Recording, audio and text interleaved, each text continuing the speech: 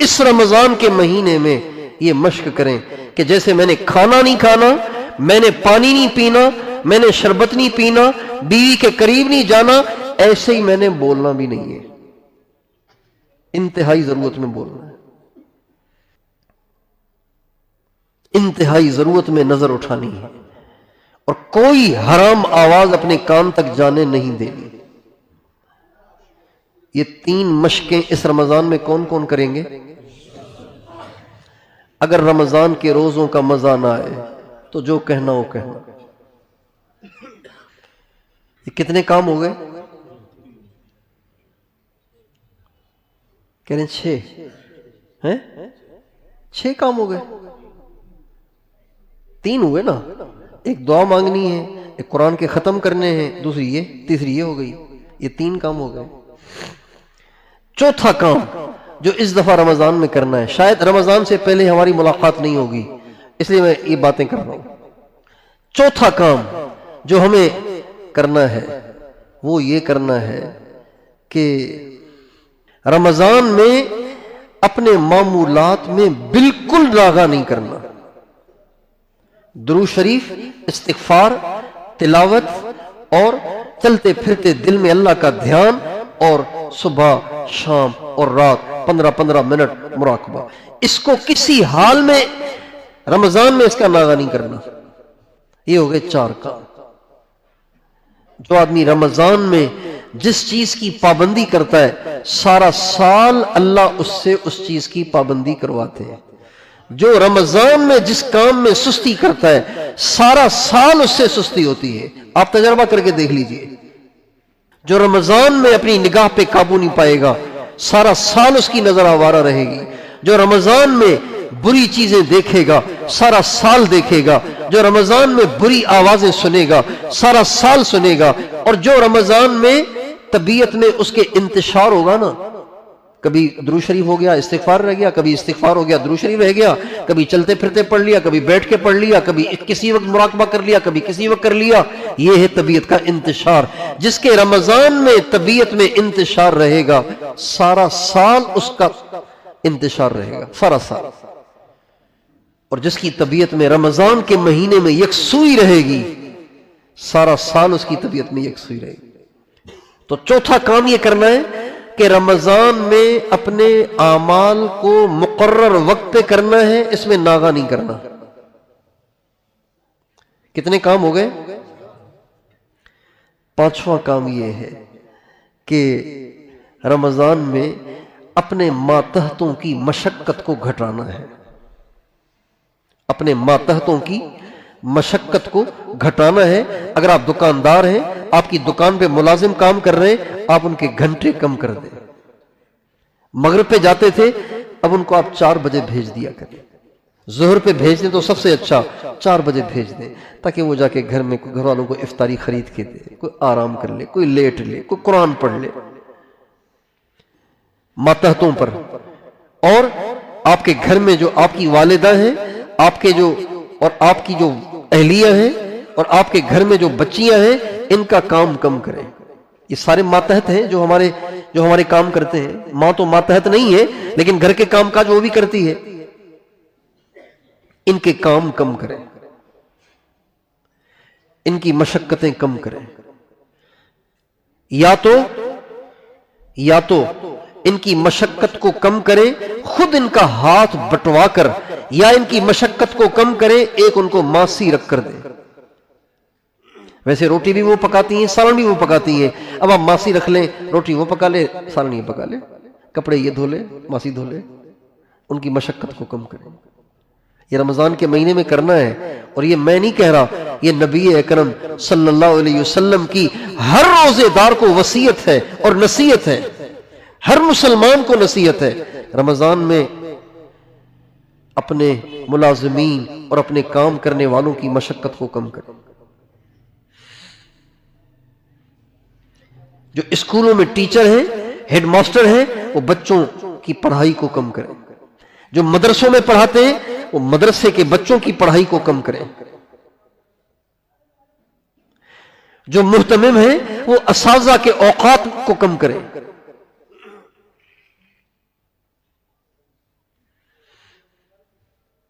Timing کم کرے، کام کم کرے. یہ اللہ کے نبی کا ہمیں حکم ہے، یہ ہمیں پورا کرنا ہے. تو رمضان میں اپنے کام کرنے والوں کا کام گھٹائیں گے انشاءاللہ. کتنے کام ہو گئے؟ چھٹا کام، رمضان کے مہینے میں ساری تراویح پڑھنی ہے. ساری تراویح پڑھنی ہے. ساری تراویح پڑھنی ہے. اور اس کے لیے افطاری کے وقت ذرا ہاتھ ہلکا رکھنا ہے. افطاری کے وقت کیا کرنا ہے؟ ہاتھ ہلکا رکھنا ہے. ہاتھ ہلکا رکھنے کا کیا مطلب ہے؟ گھڑی نہیں اتار دینی تاکہ ہاتھ ہلکا ہو جائے. کم کھانا ہے، کم پینا ہے. زیادہ طبیعت میں بوجھ پینے سے آتا ہے، کھانے سے زیادہ بوجھ نہیں آتا. اگر پیا نہیں ہے، کھایا ہے، اس سے بوجھ کم آتا ہے. لیکن کھانا کم کھایا ہے لیکن پیا ٹکا کر ہے، اسپرائٹ بھی پی ہے، اللہ نہ کرے کوئی مسلمان پیے، یہ تو اسرائیلی ہے، لیکن نیکسٹ کولا بھی نہیں پینا. کولڈ ڈرنک تو پینی نہیں ہے.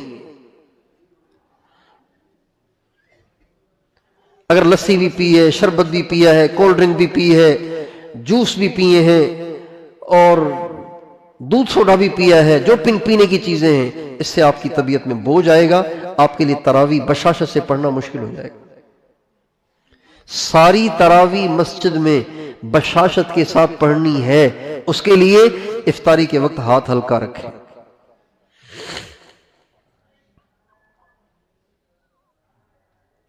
میں نے اپنے بزرگوں میں سے، اپنے بڑے بزرگوں میں سے ایک بزرگ سے کہا کہ جی میرا وضو نہیں ٹھہرتا، میں کیا کروں اس کے لیے؟ تو فرمایا جتنا پانی پینا ہے پہلے ہی پی لیا کرو، کھانے کے درمیان میں بھی نہیں پینا، بعد میں بھی نہیں پینا.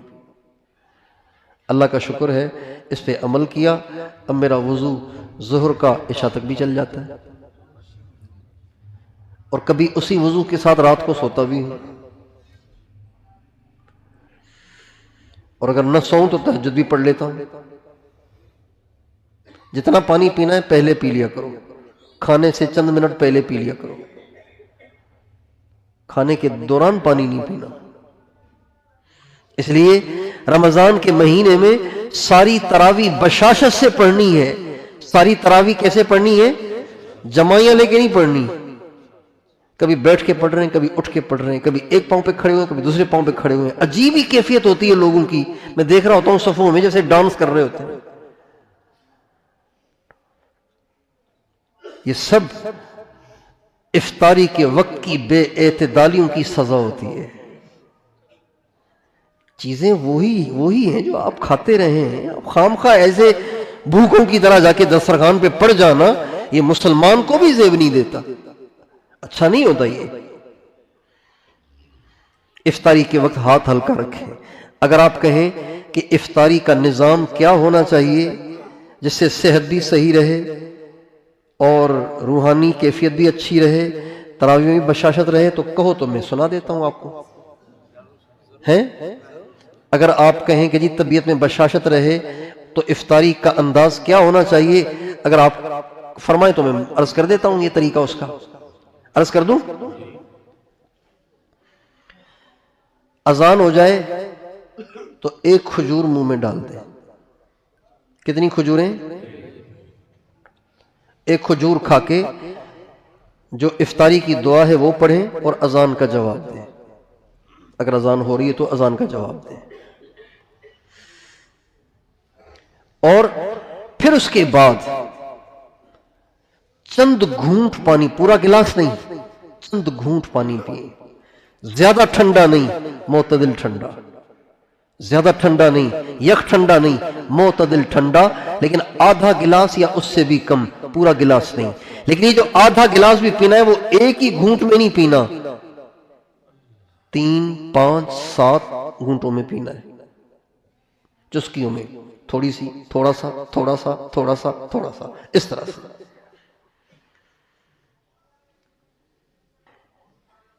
اب اگر مزید طلب ہے تو 1 چمچ فروٹ چاٹ سے لے لیں، چلیں 2 لے لیں، چلیں 3 لے لیں۔ اب بھی مزید طلب ہے تو آدھا سموسہ لے لیں، پورا نہیں۔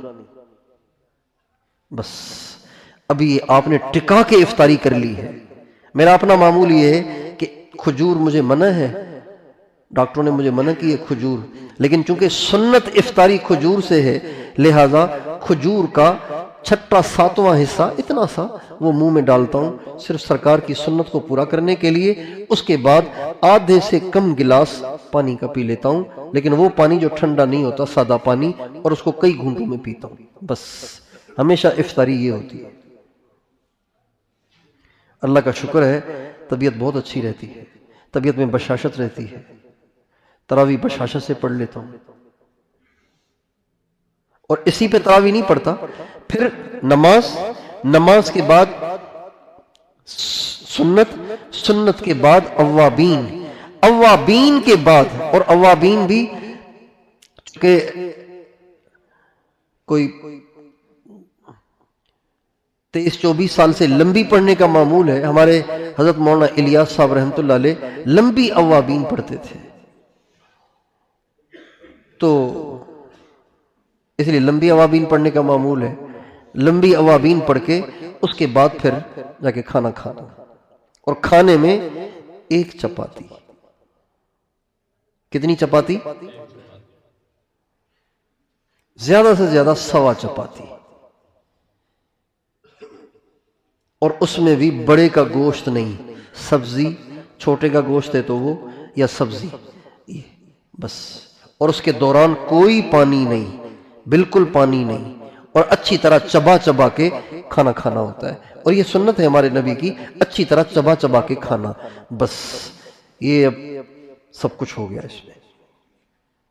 مزید بھی کچھ گھر والے پیش کر دیں اور اصرار کریں تو بھئی 1-2 لقمے فروٹ چاٹ کے کھانے کے بعد لے لیے، بس یہ ہو گئی افطاری۔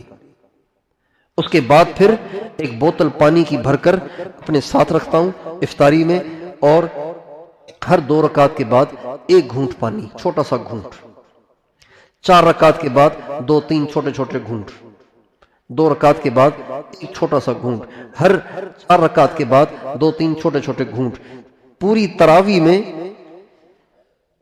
تراویح میں تقریباً 3 گلاس پانی اس میں استعمال ہو جاتا ہے، اور سارا دن جو پانی کی جسم میں کمی رہی اس کی تلافی ہو جاتی ہے۔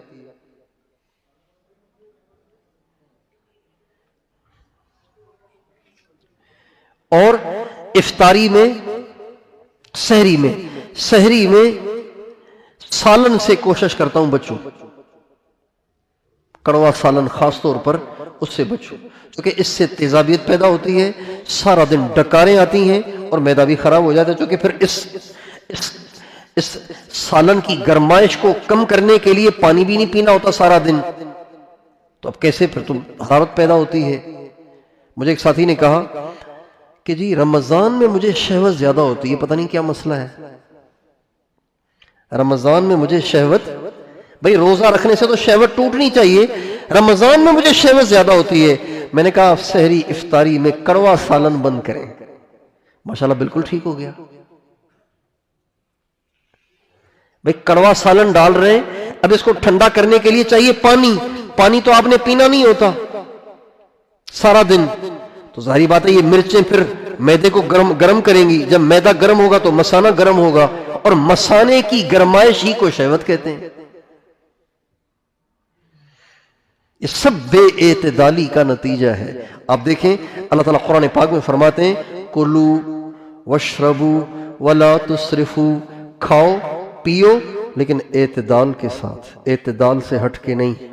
ولا تسرفو کا ترجمہ یہ ہے کھاؤ پیو لیکن اعتدال سے ہٹ کے نہیں۔ ایک آدمی نے اتنا کھایا کہ بہت زیادہ کھایا، کسی نے کہا 1 چمچ پھکی لے لیں طبیعت بحال ہو جائے گی، کب پھکی جتنی گنجائش ہوتی تو روٹی نہ ڈال دیتا۔ ہم ایسے کھاتے ہیں، اب بتائیں یہ ہے ولا تسرفو، یہ بے اعتدالی ہے، یہ جتنے بلڈ پریشر کے شوگر کے مریض ہیں یہ سارے اپنی زندگیوں میں غور کریں، ان کی پچھلی زندگیوں میں کھانے پینے میں بے اعتدالیاں ہیں جس کی وجہ سے یہ مسائل ہیں۔ کوئی ہوتا ہے جس کو جدی پشتی شوگر چل رہی ہے، جو جدی پشتی بلڈ پریشر چل رہا ہے، لیکن جدی پشتی کسی کو بھی نہیں ہوتا، یا تو ان کے دادا نے یا تو ان کے والد نے بے اعتدالی کی تھی اب ان کی طرف منتقل ہو گئی، یا ان کے دادا نے بے اعتدالی کی ان کی طرف منتقل ہو گئی، یا ان کے پردادا نے بے اعتدالی کی جو اب چل رہی ہے، اب پتہ نہیں کب تک چلے گی۔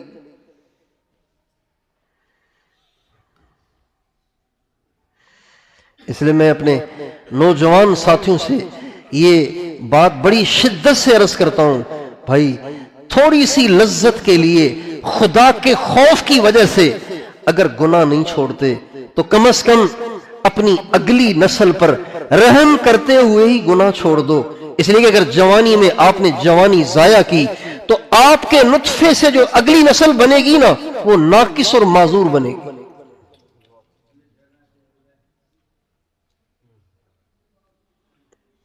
چونکہ آپ اپنی توانائیاں ضائع کر چکے ہیں، اب آپ کا نطفہ کامل نہیں رہا، ناقص ہو گیا، اب اس ناقص نطفے سے ناقص پروڈکٹ آئے گی، ناقص بچے آئیں گے۔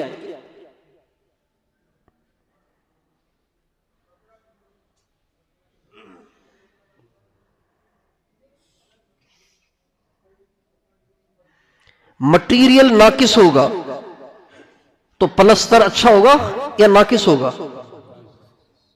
پھٹ جائے گا چند دن میں، اس لیے کہ سیمنٹ تو برائے نام تھا، اس میں تو ساری بجری تھی، پھٹ جائے گا۔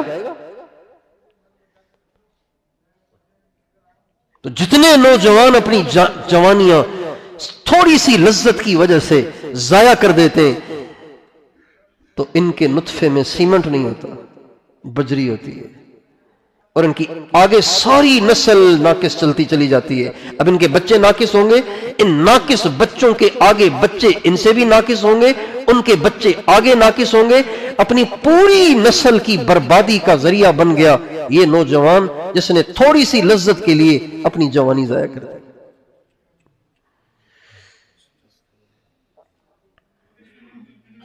اس لیے اعتدال سے افطاری، اعتدال سے سحری۔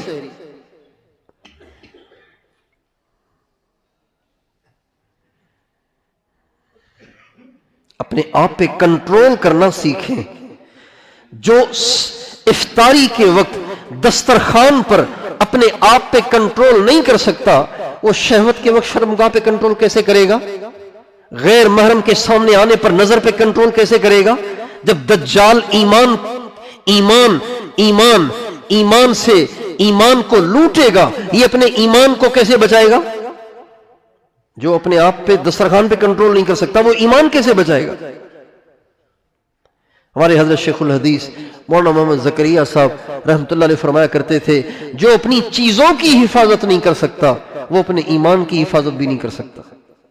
بہت سے لوگ ہوتے ہیں کوئی چیز یہاں رکھی، کوئی چیز وہاں رکھی، کوئی چیز وہاں رکھی، گم ہو گئی۔ عام طور پہ مدرسے کے طلبہ میں یہ لاپرواہی ہوتی ہے، گھر سے لاتے ہیں 5 جوڑے اور واپس لے جاتے ہیں 4.5 جوڑے۔ 4.5 جوڑے سے مراد ایک پورا جوڑا غائب، ایک شلوار غائب، سکھانے رکھی تھی بس اٹھائی نہیں، آندھی آئی اس نے اڑا دی، وہ باہر گر گئی، کو اٹھا کے لے گیا، بات ختم ہو گئی۔ جو اپنی چیزوں کی حفاظت نہیں کر سکتا وہ اپنے ایمان کی بھی حفاظت نہیں کر سکتا۔ اس لیے اپنے آپ پہ کنٹرول سیکھیں، اپنے اندر کنٹرول پیدا کریں، گرپ پیدا کریں۔ ہمارے حضرت مولانا نذر الرحمان صاحب اللہ تعالیٰ ان کو کامل صحت اور عافیت والی اور لمبی زندگی دے، 100 سال کے ہو گئے ماشاءاللہ۔ کتنے سال کے ہو گئے؟ اللہ کا شکر ہے۔ وہ فرمایا کرتے تھے صبر یہ مسلمان کی بریک ہے، بریک ٹائٹ ہونی چاہیے، لوز نہیں ہونی چاہیے ورنہ ایکسیڈنٹ ہو جائے گا۔ جن گاڑیوں کی بریک لوز ہو ان کا حادثہ ہو جاتا ہے، وہ روکتے ہیں، رکتی نہیں ہے۔ صبر بریک ہے، یہ صبر ہوگا تو نظر کو جھکا سکے گا، صبر ہوگا تو زبان کو لگام دے سکے گا، صبر ہوگا تو شرمگاہ کو روک سکے گا، صبر ہوگا تو حرام سے اپنے آپ کو بچا پائے گا، صبر ہوگا تو خواہشات کی وجہ سے کبھی اپنے ایمان کا سودا نہیں کرے گا۔ بے صبری ہے بس۔ کہیں ٹریفک جام ہو جائے نا تو آپ حشر دیکھیں ہماری قوم کا کیا ہوتا ہے، کوئی ادھر سے گھستا ہے، کوئی ادھر سے گھستا ہے، پہلے ایک لائن جاری ہوتی ہے، پھر چار چار لائنیں بن جاتی ہیں، پھر چار لائنوں کے بعد ایک اور آتا ہے کہ پانچویں لائن ادھر سے بنا دیتا ہے، اور جو ٹریفک 2 منٹ میں کلیئر ہونی چاہیے تھی وہ 2 گھنٹے تک پھنسی رہتی ہے، صرف بے صبری کی وجہ سے۔ گھر کیوں اجڑتے ہیں؟ بے صبری کی وجہ سے۔ طلاقیں کیوں ہوتی ہیں؟ بے صبری کی وجہ سے۔ تو بھائی ہمارے نبی کا ارشاد ہے رمضان کا مہینہ صبر کا مہینہ ہے۔ رمضان کا مہینہ کیا ہے؟ کیا مطلب؟ یہاں پہ کوئی امریکہ آ کے رمضان کے مہینے میں بم برسائے گا پھر ہم صبر کریں گے؟ صبر کا کیا مطلب؟ یہی صبر ہے، کھانے سے صبر، پینے سے صبر، بیوی کے پاس جانے سے صبر، زبان کا صبر، آنکھ کا صبر، کان کا صبر، اور کھانے میں بے اعتدالی سے صبر۔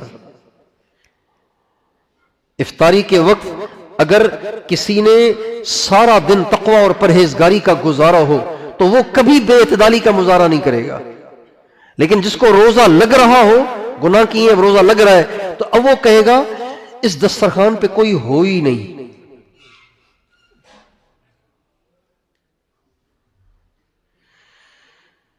یا اللہ اتنی گنجائش دے کہ سارا ہی کھا جاؤں۔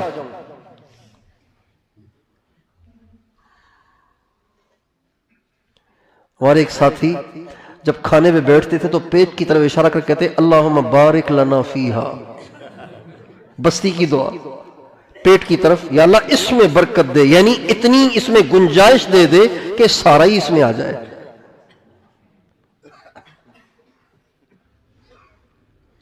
یہ بے اعتدالی ہے۔ کلو واشربو ولا تسرفو، کھاؤ منع نہیں ہے، پیو منع نہیں ہے، لیکن بے اعتدالی مت کرو۔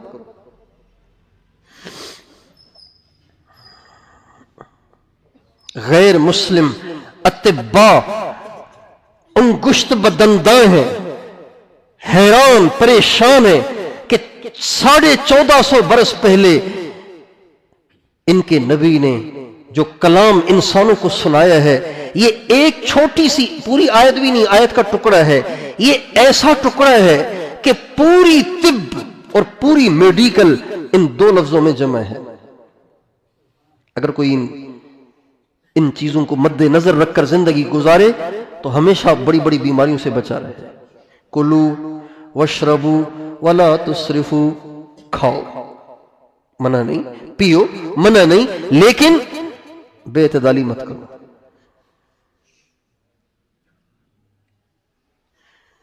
بعض میٹھے میں بے اعتدالی کرتے ہیں، بعض کڑوے میں بے اعتدالی کرتے ہیں، بعض کھانے میں بے اعتدالی کرتے ہیں، بعض پینے میں بے اعتدالی کرتے ہیں، بعض نگلنے میں بے اعتدالی کرتے ہیں، چباتے بھی نہیں، منہ میں ڈالتے رہتے ہیں اور اندر گھسڑتے رہتے ہیں، منہ میں ڈالتے رہتے ہیں گھسڑتے۔ بھائی چبا کے کھانا ہے، سنت ہے ہمارے نبی کی، چبا کے کھانا سنت ہے۔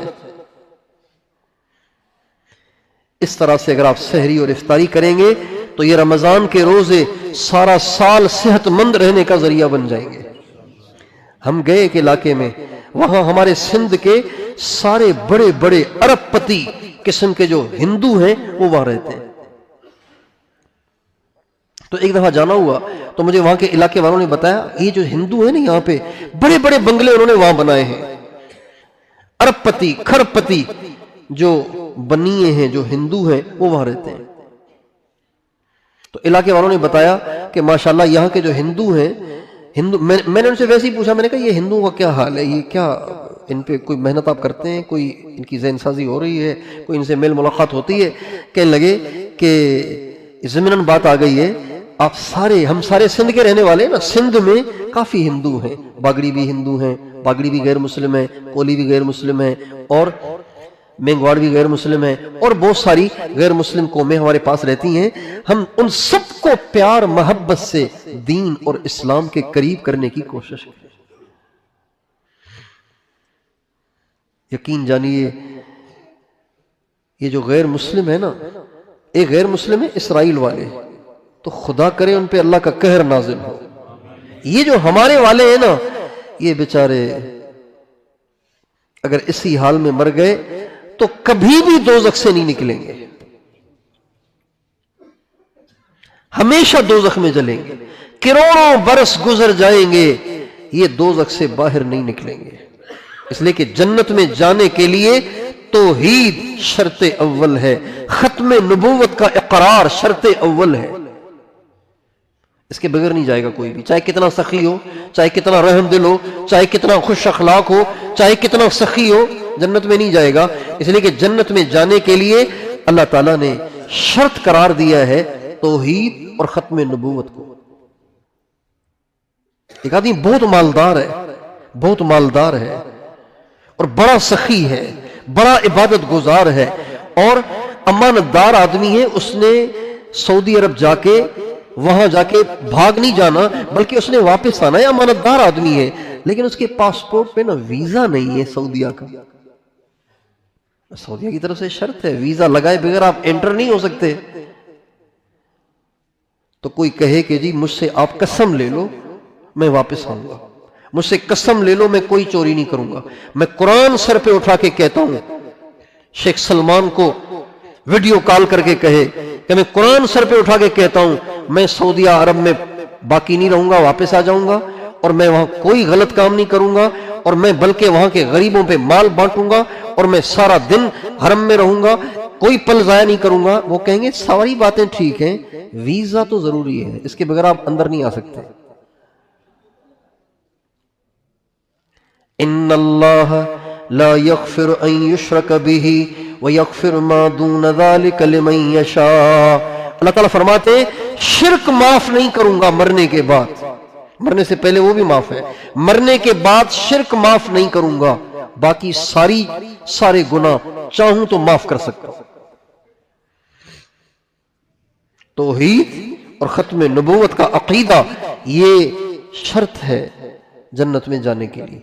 ابھی جتنے ہیں بیچارے توحید سے بھی نابلد ہیں اور ختم نبوت کو بھی نہیں جانتے، کوئی بیچارے اسی حال میں مریں گے، سارے دوزخ میں جائیں گے۔ ہمیں اپنے علاقے میں ان تمام غیر مسلموں کے پاس آتے جاتے رہنا چاہیے، ان سے اچھے اخلاق برتنے چاہیے، ان سے خوش اخلاقی کا رویہ رکھنا چاہیے اور پیار محبت سے ان کو دین کے قریب کرنا چاہیے۔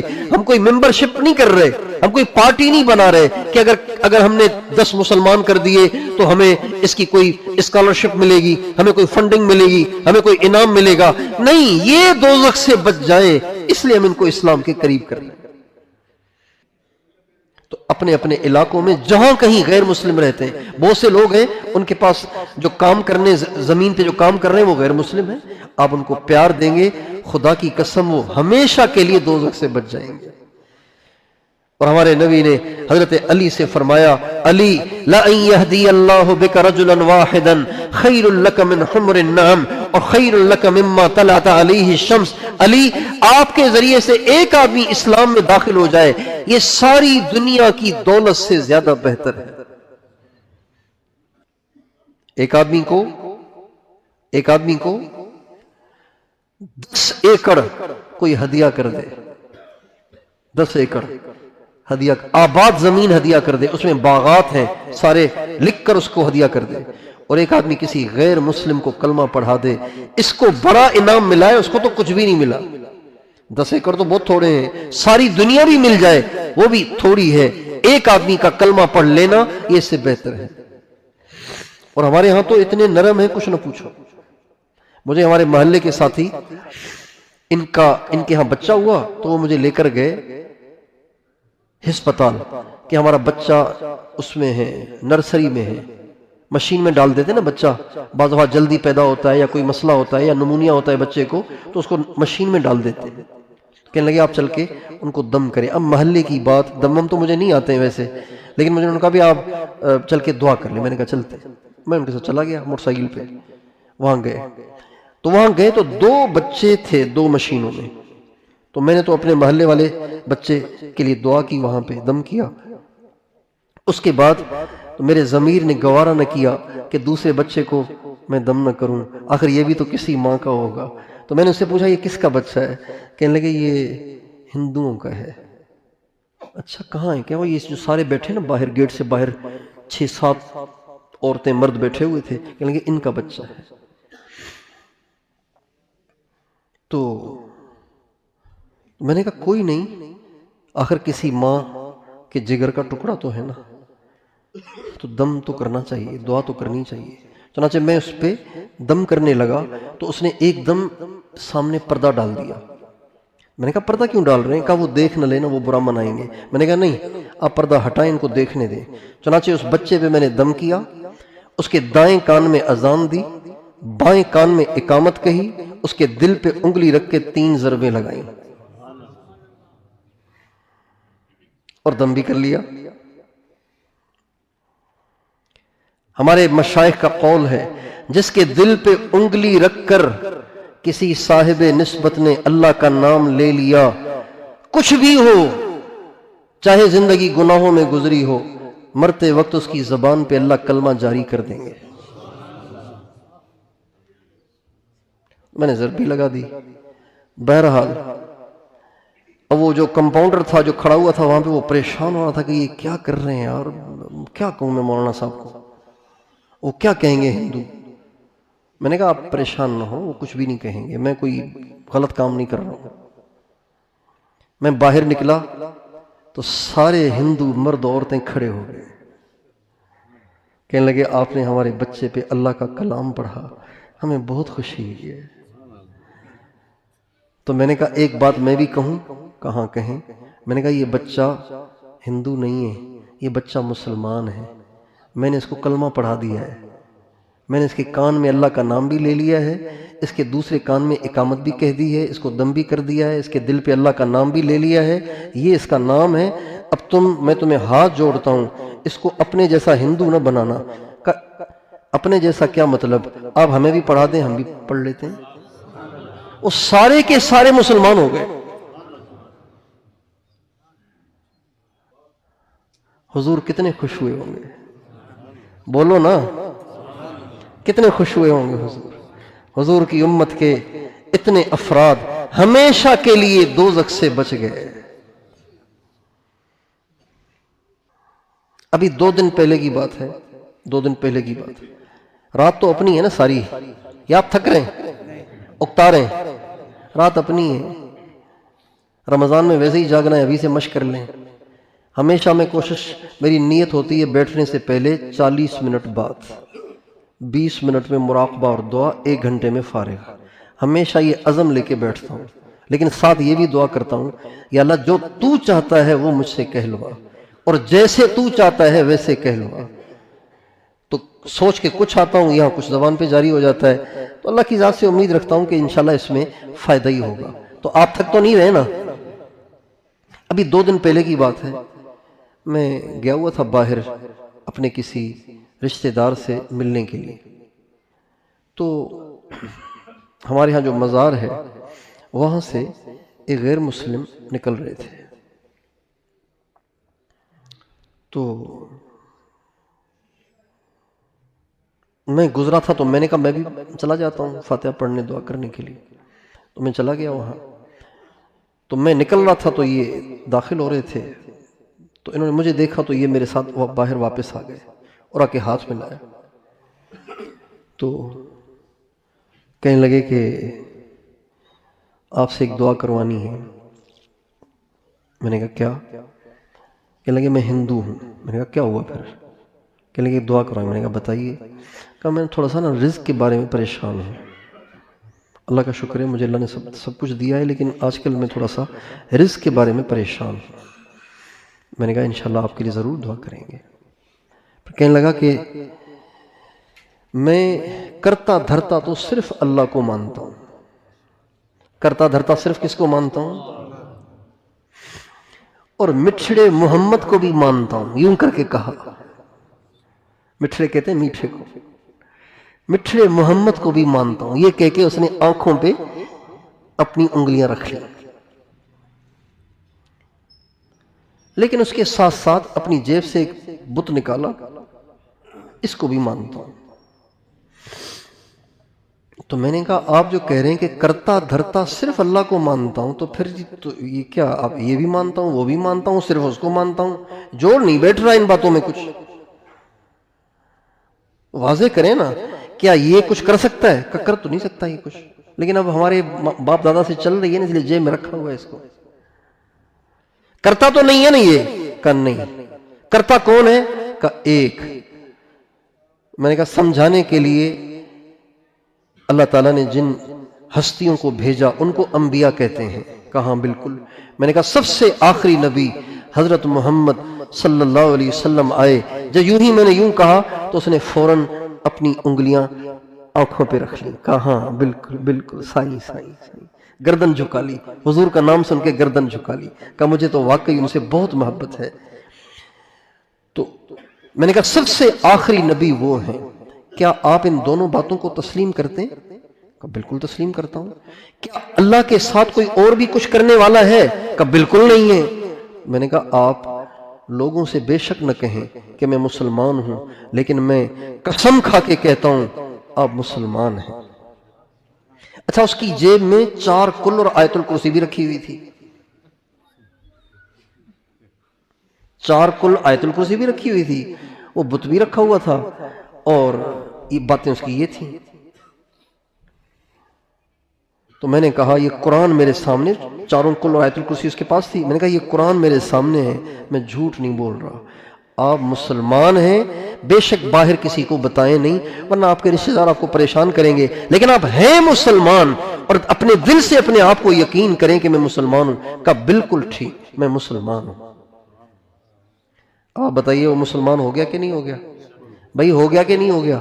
जब उसने कह दिया कि अल्लाह एक है, उसके साथ कोई शरीक नहीं, कोई करने धरने वाला नहीं, और हजरत मोहम्मद सल्लल्लाहु अलैहि वसल्लम अल्लाह के आखिरी नबी हैं और मैं मुसलमान हूं, तो बताइए वो मुसलमान हो गया कि नहीं हो गया? मोहब्बत में उसने खुद ही कहा ये सब कुछ। तो कहने लगा आप मेरी दुकान पे चले ना बरकत के लिए। तो कहने लगा एक मसला बताएं, मैं जब भी परेशान होता हूं तो अल्लाह ताला से ये दुआ करता हूं, या अल्लाह मिठड़े मोहम्मद के सदके मेरा ये काम कर दे। तो ये दुआ करना सही है? मैंने कहा बिल्कुल सही है।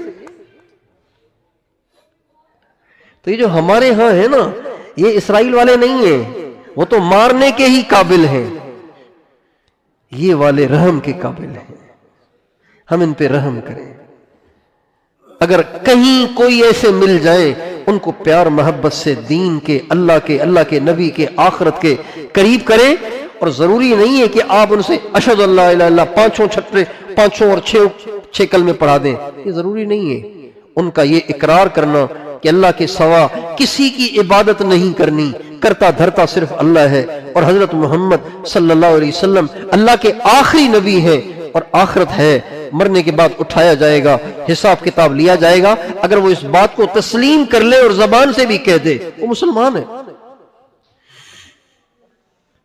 तो भाई गैर मुस्लिमों पे रहम करेंगे, उनको दीन के करीब करेंगे, किसी को न छोड़ें, रहम करें। कुत्ते को अगर आग लग जाए तो हम कहेंगे जलने दो, कुत्ता है। बोलिए हमें से कौन कहेगा भाई? कोई कहेगा? जलने दो, कुत्ता है, नापाक है, कोई भी नहीं कहेगा। भाई बचाओ, जानदार तो है ना। तो कोई गैर मुस्लिम अगर गैर मुस्लिम बनकर जिंदगी गुजार रहा है तो वो जहन्नम की तरफ जा रहा है, और ये हमेशा दोज़ख में जलेगा। आप कैसे कह रहे हैं? आप कैसे गवारा कर रहे हैं? हम श्रीलंका गए ना अभी 2 महीने पहले, तो एक साथी ने जो हमारे साथ थे, उसने कहा कि मैं अभी आ रहा था ना ऊपर, एक प्लाजे में हम ठहरे हुए थे, मैं ऊपर गया तो रिसेप्शन से गुजरा तो मेरे पास एक छोटी सी खुशबू की शीशी थी। तो मैंने, एक बुद्धिस्ट था, बुद्ध मत मजहब वाला, उसको मैंने वो ऐसे ही दे दी। मैं ऊपर चला गया, वापस आया तो मुझे कहने लगा कि आप मुसलमान हैं? कहा आप मुझे थोड़ा सा इस्लाम बताएं ना। چنانچہ وہ اسلام میں داخل ہو گیا، صرف اتنی سی بات سے۔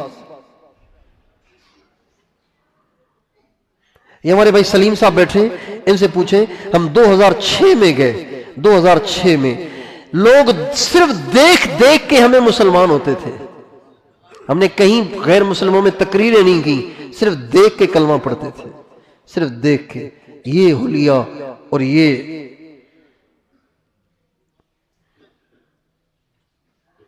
سفید پگڑیاں، سفید لباس، ہاتھوں میں تسبیحاں، گردنیں جھکی ہوئی، کالی داڑیاں، دیکھ کے، صرف دیکھ کے وہ کہتے تھے ہم آپ جیسے بن سکتے ہیں؟ آپ کو دیکھنے میں اتنا سکون ہے تو آپ جیسا بننے میں کتنا سکون ہوگا۔ اور یہ کلمہ پڑھ لیتے تھے۔ تو آپ سارے بھائی نیت کریں، انشاءاللہ ہم نے غیر مسلموں پہ بھی محنت کرنی ہے۔ تو ہم گئے وہاں، تو ان کا بھی یہاں غیر مسلم بہت ہیں، تو میں نے کہا کیا حال ہے یہاں ان کا؟ کہنے لگے یہ رمضان میں سارے روزے رکھتے ہیں اور زکوٰۃ پابندی سے دیتے ہیں۔ میں نے کہا بھی یہ کیوں؟ زکوٰۃ اور روزہ یہ تو اسلام کے فرائض میں سے فرائض ہیں۔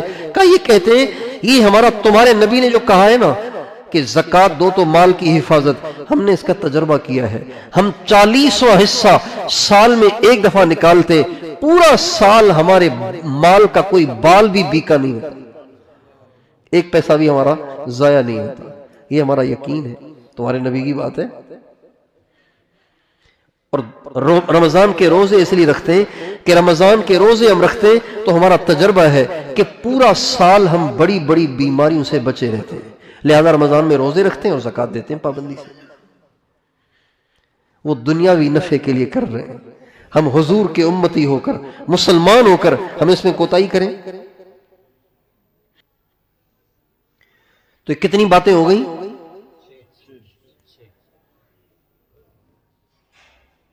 کون سی چھٹی بات؟ تراویح پوری پڑھنی ہے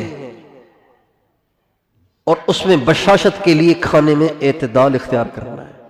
یہ باتیں ہو گئیں ٹوٹل 6۔ اور اگلی بات، افطار پارٹیوں سے بچنا ہے۔ کس سے بچنا ہے؟ ناجائز نہیں کہتا میں، ناجائز نہیں کہوں گا، لیکن افطار پارٹیوں کے چند نقصانات ہیں۔ ایک، مغرب کی جماعت مسجد کی رہ جاتی ہے۔ دوسری، عشاء میں بھی مشکل ہوتی ہے۔ تیسری، رمضان کے مقدس لمحات خام خواہ 2 روٹی کے پیچھے ضائع ہو جاتے ہیں۔ افطار پارٹیوں سے بچیں۔ آپ کو افطاری کرانی ہے، اس کے گھر روٹی بھیج دیں، سالن بھیج دیں، بریانی بھیج دیں، فروٹ چاٹ بھیج دیں، ساری چیزیں بھیج دیں، آپ کو پورا ثواب ملے گا۔ اپنے گھر میں ہی بلانا ضروری نہیں ہے۔ ان تمام شرائط کے ساتھ اگر افطار پارٹی کر سکتے ہیں تو کریں کہ مسجد میں جماعت، مغرب کی جماعت مسجد میں جماعت کے ساتھ ہو، تکبیر اولیٰ کے ساتھ ہو، اور پھر اتنی دیر پہلے ان کو فارغ کر لیں کہ آرام سے وضو پیشاب سے فارغ ہو کے اپنے محلے میں جہاں وہ مکمل قرآن سن رہے ہیں ان کا پارا رہ نہ جائے، ان کو وہاں پہنچ جائے، پھر افطار پارٹی کریں، ورنہ اس سے بچیں۔ ورنہ ان کی جتنی نیکیاں ضائع ہوں گی، ان کا قرآن آگے پیچھے ہوگا، ان کی نمازیں آگے پیچھے ہوں گی، ان کی جماعتیں ضائع ہوں گی، ان سب کا وبال آپ کے سر پہ ہوگا، اس لیے کہ آپ نے بلایا تھا انہیں۔ تو ان تمام باتوں کا اہتمام فرمائیں گے انشاءاللہ۔ اور رمضان کے مہینے میں یہاں خانقاہ میں معمول ہے کہ رمضان کے شروع کے 15-17 روزے یہاں ہر طرف سے سالکین تشریف لاتے ہیں، ہمارے دوست تشریف لاتے ہیں، ہر قسم کے لوگ تشریف لاتے ہیں، پورے ملک سے آتے ہیں اور آ کے یہاں ٹھہرتے ہیں، اور ان کو سحری یہاں کرائی جاتی ہے، افطاری یہاں کرائی جاتی ہے، اور سارا دن ان کا قیمتی بنایا جاتا ہے، اور بیانات ہوتے ہیں، مراقبے ہوتے ہیں، اور اصلاحی باتیں ہوتی ہیں۔ اور رمضان المبارک کے مہینے میں جتنا انسان اللہ سے تعلق بنا سکتا ہے اتنا سارا سال اللہ سے تعلق نہیں بنا سکتا۔ جتنا رمضان کے مہینے میں انسان کا جلدی اللہ سے تعلق بن جاتا ہے۔ تو یہ جو 15-17 دن یہاں ہوں گے، تقریباً 17 رمضان المبارک تک، یہ جو ایام ہیں، یہ ہمارے سارے ساتھی کوشش کریں پورے کے پورے یہاں گزارا کریں۔ اللہ کی شان اس کا ماحول نہیں ہے۔ اب خانقاہوں میں جا کے اوقات گزارنا تاکہ میرا من پاک اور صاف ہو، اللہ سے تعلق بنے، اللہ سے محبت پیدا ہو، نبی کریم صلی اللہ علیہ وسلم سے محبت پیدا ہو، میرے اندر میں جتنی گندے امراض ہیں اور جتنی گندی میری عادتیں ہیں، اللہ وہ میری ساری ٹھیک کر دے اور میری ساری بری عادتیں چھوٹ کر میں ایک نیک مسلمان بن جاؤں، اللہ والا بن جاؤں۔ اس کے لیے میں کچھ عرصہ جا کے کسی خانقاہ میں گزاروں، اس کی طرف ذہن ہی نہیں جاتا۔ مجھے کئی ساتھی کہتے ہیں کہ جی گھر والوں سے کیا کہہ کے آئے، بھئی مدرسے جا رہے ہیں، بھئی کہاں جا رہے ہیں؟ پڑھنے جا رہے ہیں، تبلیغ میں جا رہے ہیں، کس لیے؟ بھئی دین سیکھنے جا رہے ہیں۔ خانقاہ میں کیا کہہ کے آئے؟ آپ کچھ آپ سمجھائیں نا، کیا کہہ کے آئے؟ کیا کرو گے وہاں پہ جا کے؟ بس وہاں جا رہے ہیں تربیت کے لیے۔ کہتے ہیں نہ ماں سمجھتی ہے، نہ باپ سمجھتا ہے، نہ کوئی ساتھی سمجھتا ہے، کیا کرو گے بھئی وہاں جا کے؟ اور بالکل یہی جب تبلیغ کا کام شروع ہوا تھا تو یہی لوگ کہا کرتے تھے اللہ یہاں نہیں ہے، وہاں جا کے کیا کرو گے؟ اللہ یہاں نہیں ہے کیا؟ ایک وقت تھا کہ ہمارے بزرگوں نے برس ہا برس خانقاہوں میں لگا کر اللہ سے اپنے تعلق کو ایسا مضبوط کیا کہ وہ زمانے کے ولی اللہ بن گئے۔ امام احمد بن حنبل رحمۃ اللہ علیہ فرماتے ہیں میں نے علم 10 سال سیکھا۔ علم کتنے سال سیکھا؟ لیکن ادب 30 سال سیکھا۔ ادب کتنے سال سیکھا؟ یعنی اچھے اخلاق، صحیح تربیت، اللہ سے تعلق، اس کو میں نے 30 سال سیکھا۔ 30 سال۔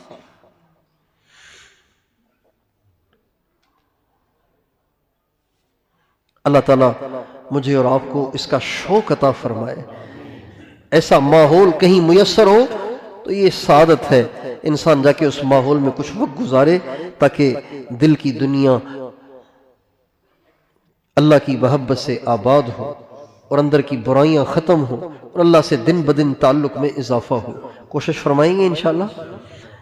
اللہ تعالیٰ مجھے بھی آپ کو بھی ان تمام باتوں کو سمجھنے اور عمل کرنے کی توفیق عطا فرمائے۔ ابھی یہ بیان تو نہیں تھا، یہ تو رمضان سے متعلق کچھ ہدایات اور کچھ نصیحتیں تھیں۔ اب یہ کیسے یاد رہیں گی آپ کو؟ کوئی کھڑے ہو کے اجمالی دہرا دے ایک دفعہ کہ یہ آپ نے یہ باتیں کہی ہیں۔ کوئی آدمی کھڑے ہو کے اجمالی دہرا دے 1 2 3 4 5 6 7 یوں، تاکہ سارے سن لیں، تاکہ یاد ہو جائے، تاکہ پھر اس پہ جا کے عمل کریں۔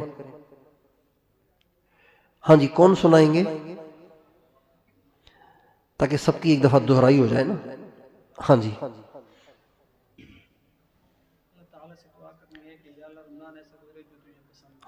سب سے پہلا کام کہ ابھی سے دعا کریں یا اللہ رمضان ایسا گزروا جیسا تجھے پسند ہے۔ ایک قرآن پاک کے زیادہ سے زیادہ رمضان میں ختم کرنے ہیں، اپنے نبی کے لیے الگ، اہل بیت صحابہ کے لیے الگ، بزرگوں کے لیے الگ، اس طرح سے جتنا ہو سکے۔ 3 یہ کتنے کام ہو گئے؟ 2 ہو گئے۔ تیسرا آنکھوں کی 3 پابندیاں تو ہیں ہی نا رمضان میں، کھانا بھی نہیں کھا سکتے، پانی بھی نہیں پی سکتے، بیوی کے پاس بھی نہیں جا سکتے۔ یہ 3 پابندیاں تو ہیں ہی، 3 پابندیاں اور اختیار کریں۔ زبان سے بلا ضرورت مت بولیں، نظر کو حرام سے بچائیں، نیچے رکھیں، کان کو حرام آواز سے بچا کے رکھیں۔ 3 یہ ہو گئے 3 کام۔ اور خوب تراویح ساری بشاشت سے مسجد میں پڑھنی ہے اور ساری پڑھنی ہے، 2-4 نکلنی نہیں چاہیے، ساری تراویح پڑھنی ہے۔ لیکن تراویح میں بشاشت کے لیے کیا قربانی دینی پڑے گی؟ دسترخوان پہ اعتدال ہو، کھانے پینے میں اعتدال کے ساتھ، اور یہ ساری زندگی ہمیں کرنا چاہیے۔ یہ کتنے کام ہو گئے؟ 4۔ جی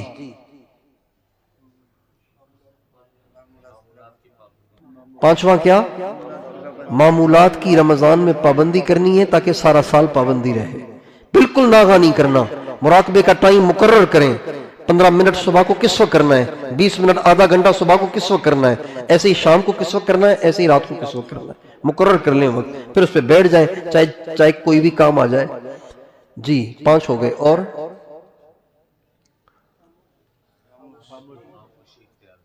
تو زبان کی حفاظت ہو گئی نا. چھٹا کام یہ کہ اپنے تعلق والوں سے مشقت گھٹانی ہے. چاہے ملازم ہو, چاہے والدہ ہو, چاہے گھر والے ہوں, چاہے بیوی ہو, چاہے بچے ہوں, چاہے بیٹیاں ہوں, کوئی بھی ہوں, ان سے مشقت کو گھٹانا ہے. کتنے کام ہو گئے؟ اور 7واں کام کیا؟ افطار پارٹیوں سے بچنا ہے. اگر کرنی ہے تو ان شرائط کے ساتھ کہ کسی کام میں کمی نہ آئے. تیار ہیں انشاءاللہ؟ یہ باتیں ابھی یاد رہیں گی یا ایک دفعہ پھر دوہروا دیں؟